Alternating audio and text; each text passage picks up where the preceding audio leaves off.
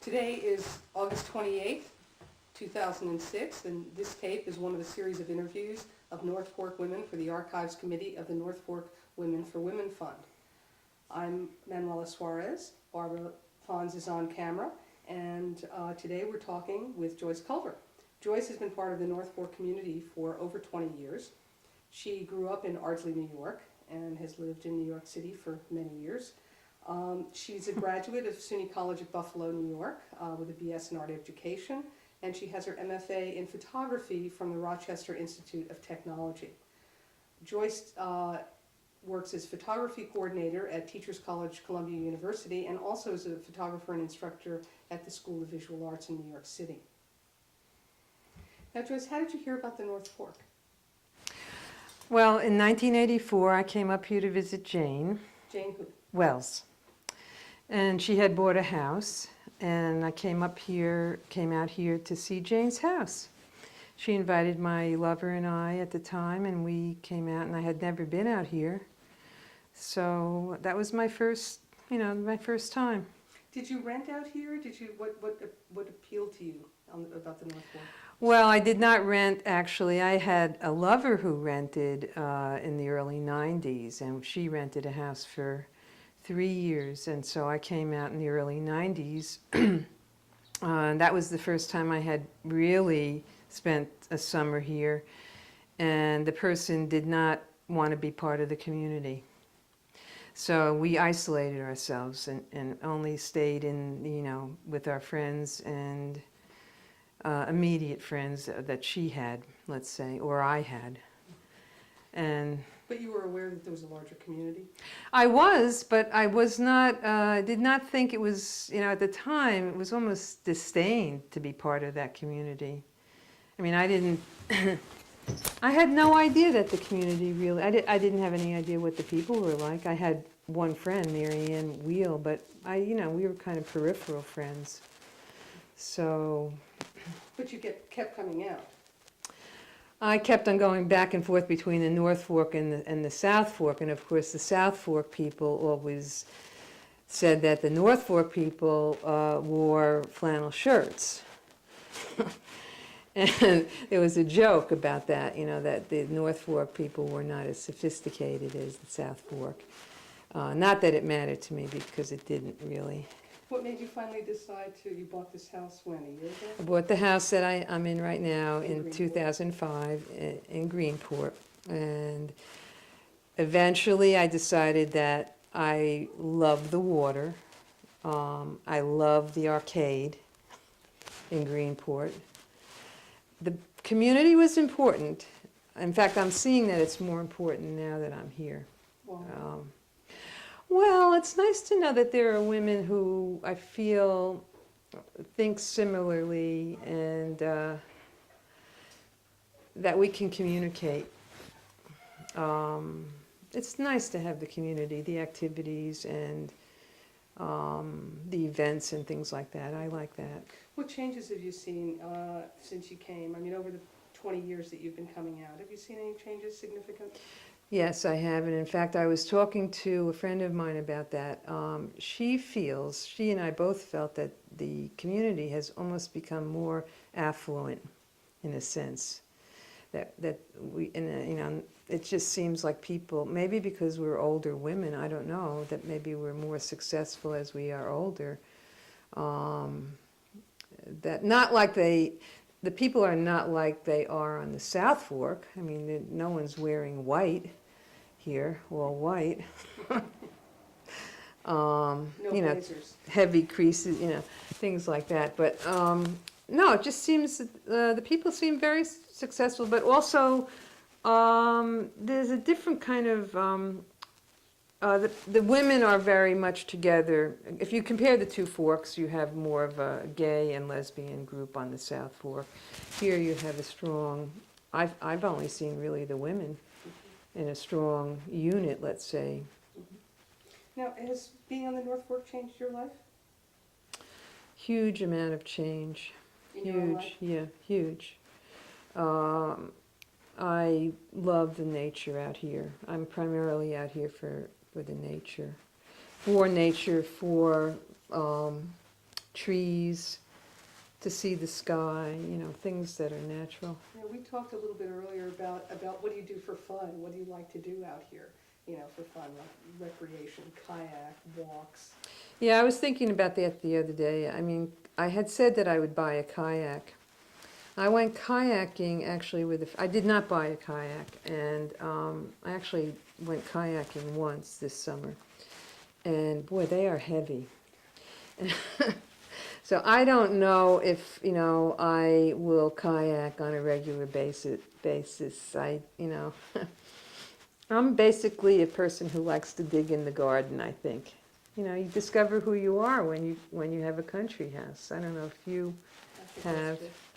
I thought maybe I'll take up tennis again. You know, maybe I'll do that, but primarily it's been the house and my personal projects, you know. That's been the garden, woodworking, having, you know, making a big fire. So you're making that Matisse table, aren't you? Yeah, I'm making a table. I've made several tables. I'm designing tables, and woodworking is coming to the fore again. I mean, I used to, but things are coming out. I think when you have a place out here, you discover new things about yourself. Mm-hmm. I mean, I'm sure you have. I have. I think that's interesting. Now, you've also contributed a portrait sitting to the North Fork Women for Women Fund auction Right. for next weekend. And you've done that a number of years running, and in fact, I remember 14 years ago, Right. the first auction, you were there with Pepper, actually, as your assistant. Right. Tell us a little bit about that and about your contribution to North Fork. Well, in 1994, I began a project which was to photograph women and make a portrait and then give them the portrait immediately. So I decided, Mary Ann Wheel invited me to do portraits at the NFWF benefit in 1994. So Pepper Wheeler helped me, and she was my assistant, and I did about 25 or 30 portraits that night, and each person got a picture. It was part of a bigger project, basically, of documenting couples. Most of the people work in couples. So, you know, I documented a number of people in NFWF's community at that point, and got a few pictures that I think are really great. Mm-hmm. You know, different kinds of relationships, you know, and whether they come through, I think that they do, you know. We'll have a number of your photographs at the end of this interview. I wanted to talk a little bit about your career in photography. What led you to photography, and what kinds of publications have you contributed to in your career? Well, I think what led me to photography was that I needed to express some deeper feelings, social feelings, I would say, about the world, because I had really been in the arts doing lots of different things, but photography seemed to be, in the end, more important to me. I mean, it seems with the photograph that I could communicate some ideas and feelings that I had about the world. So I chose photography at age 29, and then stayed with it for the most part. And I've been published in the Butch Femme that you've done, and in other venues, basically. Trying to think of some. Well, you also did a book about your family, about your father. Right, I did a book on Alzheimer's disease about 3 years ago, and that was another project that helped me come to terms with a disease that my father had, and to see my family. And I think whether it's if it could be your lesbian community, that's my family too. You know, my own family is my family, and seeing my father deteriorate was something I just came on it. I didn't even know that I was going to do it. Mm-hmm. I mean, one photographs, not everyone, but I do. I photograph on an ongoing basis, and then you look at your pictures and they talk to you. Mm-hmm. So You use a lot of Polaroid. Tell us about the equipment that you use in your photography. Well, in the project on the couples, I was doing the Polaroid, which was positive, negative, and large format, 4x5, which is a turn of the century camera, actually late 1800s. So I was shooting with large format and positive, negative films. So you peel it apart and you give the picture to the person, which you can print later. And that was nice because then I could go back into the darkroom and blow them up to 20 by 24. Fabulous detail. You know, you see every detail, every pore in the person. So I like the medium. Mm-hmm. But first and foremost, though, you can give the picture to the person and therefore establish kind of a collaborative relationship, let's say, because they can approve or disapprove the picture. You know, they can say what they like or not like. So, I mean, that's really, I think that's fabulous. But I think digital also accomplishes that too, if you shoot digitally now. So I might be doing that soon. You came out at what age? I came out when I was 29. I wasn't really aware of who I was, my sexuality. I mean, it was all under the surface, and then at age 29, it just... What happened? Can you want to tell us about it? I had an affair and left my marriage. I was married for like 6-7 years and fell in love with a woman and then couldn't deny it, and then I had to come to terms with that. So, you know, it was very difficult, a lot of guilt. Was that a long process? It happened very quickly in a sense, but it took time for me to get rid of the guilt. I would say it took 2 to 3 years to be able to speak clearly about, I felt very guilty toward my husband. That was horrible. How did he function in all this? Very difficult. And your parents, were your parents supportive of you? My mother, I didn't see them for a couple of years because it was hard for me to even talk to them. And then my mother and father were very supportive, and they just said, I hope you're happy, in a nice way. So, that was good. My father was very supportive. My parents visited one of my lovers, and her parents supported. They were both like, I thought that would never happen. Having both sets of parents think, oh, this is great that you're together. So, I mean, who would ever think that? So things change, Did you ever find it a problem in your working life to be out, to be a lesbian? Not as much because I'm a teacher, and I didn't talk about it. But I think, if you address your work, I found when I did talk about it that it was actually brought me closer to my students. But I didn't generally, speak about it personally because I find that to be a little, if I was a guest lecturer, maybe I might, but, in front of my everyday students, no, it's kind of, you have to watch it. Because sometimes students become, they think they might be interested in you or something like that, or that you're available, or, emotionally, you don't want to be that available. Has that ever happened to you? I've had people, yes, I've had a couple of students, but, I think that happens as a teacher. Somebody might have a crush. Yeah. Tell us a little bit more about the gay couples, and because I think it's a real contribution to the community, not just the North Fork community, but the lesbian community in New York. Because you photographed Joan Nessel, Barbara Hammer, women who have made real contributions to the lesbian community and to their art. Right. But you've also photographed just,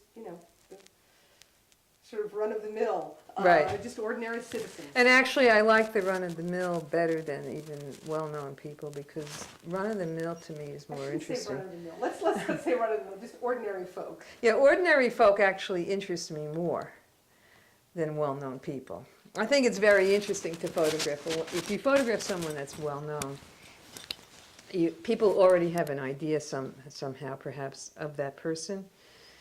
And so when you photograph someone that no one knows, I find it more fascinating, especially if you're doing a couple, because when I photograph, I might do, with the project that I did, I mean, sometimes I'll have a long session like I had with you and Jean, let's say.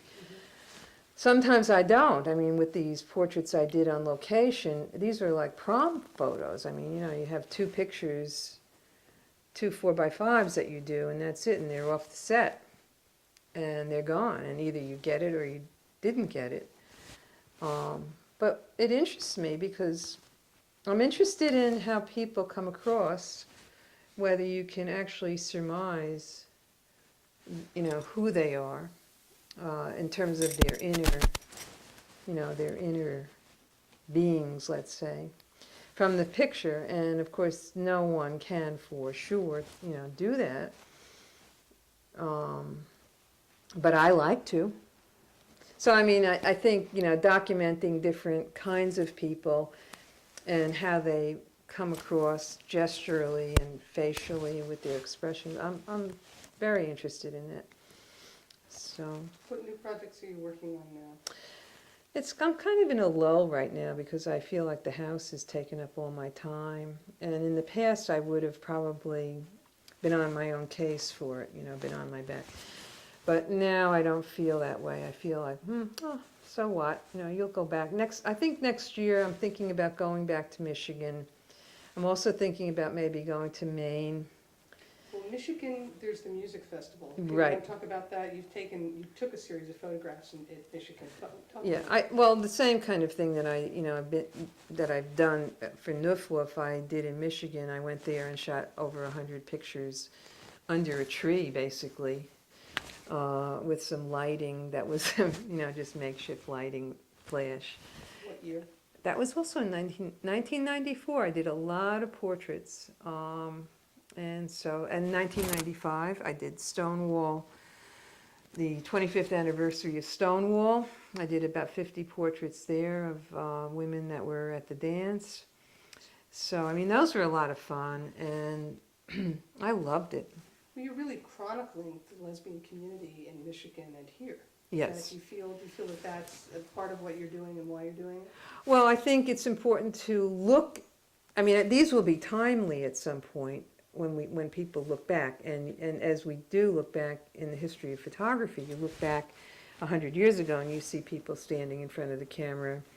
You know, they could be anywhere out west, and you know, you learn about who they are. So I feel like that's my contribution in a sense.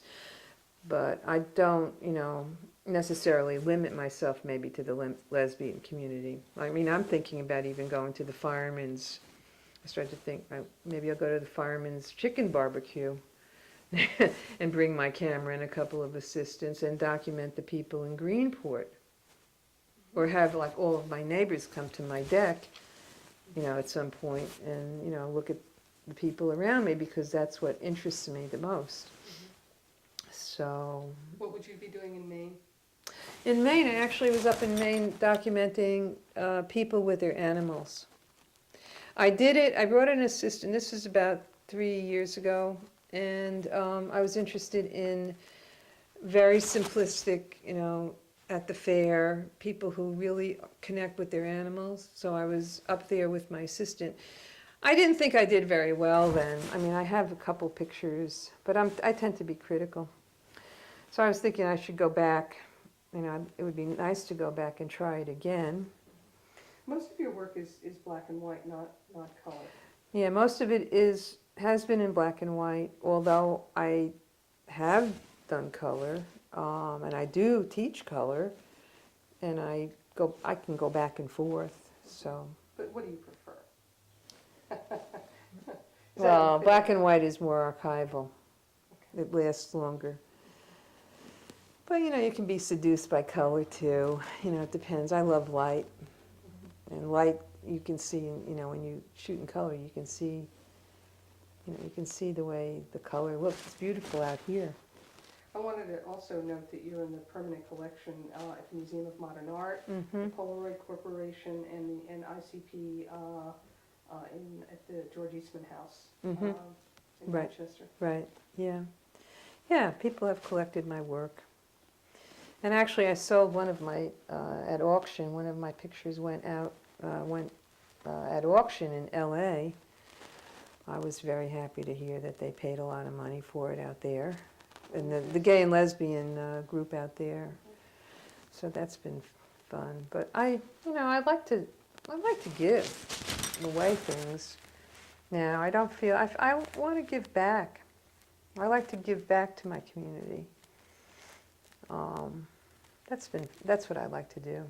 Do you feel, you've lived in New York most of your life, and now you have a country house, so you feel that this is where you're going to wind up? This is your retirement home? That's right. It'll be my retirement home out here. Mm-hmm. Yep. I see it totally as I'll have maybe my caretaker somewhere in the house. I think I mentioned that to you. Maybe have a pied-à-terre in Manhattan. But, as you get older, Manhattan is wearing on me a little bit, Well, and here, there's a community around you. Well, the community out here is supportive. But actually, I like being alone, too. I like spending time alone.